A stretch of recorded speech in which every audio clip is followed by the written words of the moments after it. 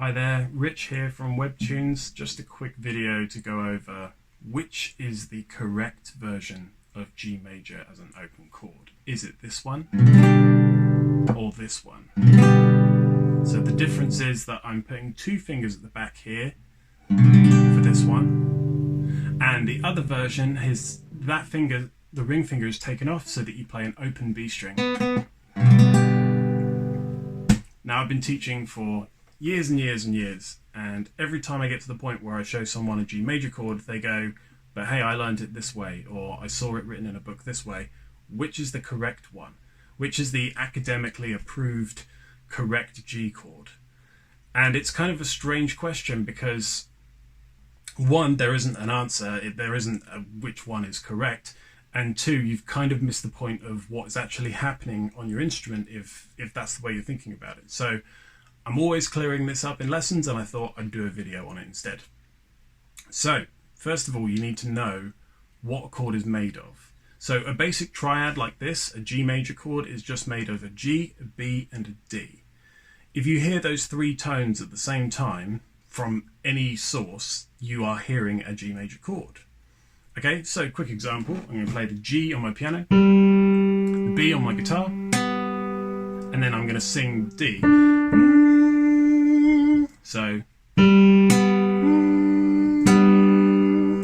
now, apart from my singing being a bit shoddy there, you just heard a G chord. It doesn't matter that the root came from there, the third came from here, and the fifth came from here.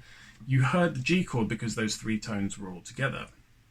So there's a lot of leeway here with how you can mix this up. I could have played the G really high up on there. I could have played the D on here and sung the B in a bass, or whatever. You're still hearing those three notes together. There's a couple of little side rules here about which one is the lowest note and what's in the bass that kind of change things a little bit. But just go with me in general here. If you hear a G, a B, a D at the same time, you're hearing a G chord. So with that in mind, let's look at what you're actually playing with those two different types of G chord. Okay, so the first one where I'm playing this note here, we've got G, B, D. So we've already got a G chord, by the way, with those first three notes. We've got an open G, so we've got G twice now. We've got D and G again. So we've got three G's in this chord, and we've got D twice and B once. All right, so if I take away that finger there, so I'm just playing this, I've got B twice, so the third is happening twice. So basically you're either playing G, D, G, and then another G on the top, and then you're either putting another B in the middle or another D in the middle. Okay? So here's the one with the the ring finger down on the third fret. And here's the one if you play the B string open. So if you have a three note chord, G, B, D, and you've got 6 strings to play, it's pretty obvious that you're playing the notes that you need for the chord and some more. So you're playing duplicates of some of them. If, though, you were to add another note that wasn't in that chord, you are no longer hearing G, you're hearing something else. Let's say, for example, G, B, D, and you hear an F sharp in the top. You're now hearing a G major 7th chord. So that's different, that's adding new ingredients. But if you're just adding duplicates of the ingredients, you can keep adding hundreds and hundreds of them, and it won't make a difference to the chord. So if I've got G, B, D already, and then I've got the choice on this B string to play another D or another B, it doesn't matter, it doesn't make a difference.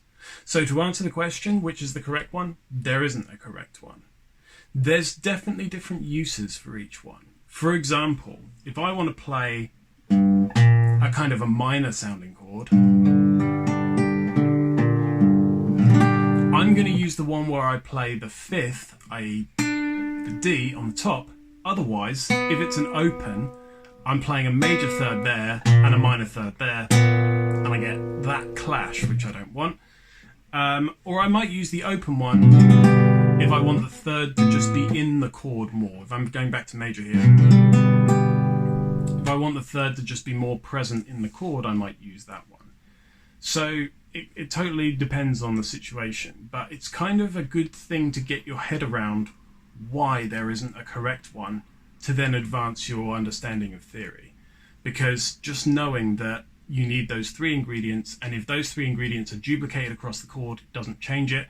And if one of them gets taken away completely, it does change it. And if you add something new, it does change it. But these two chords are both completely 100% legit versions of G. So I hope that helps, and I hope that clears some things up with some people. Please like and subscribe, and I'll catch you for another one of these very soon. Cheers. Bye.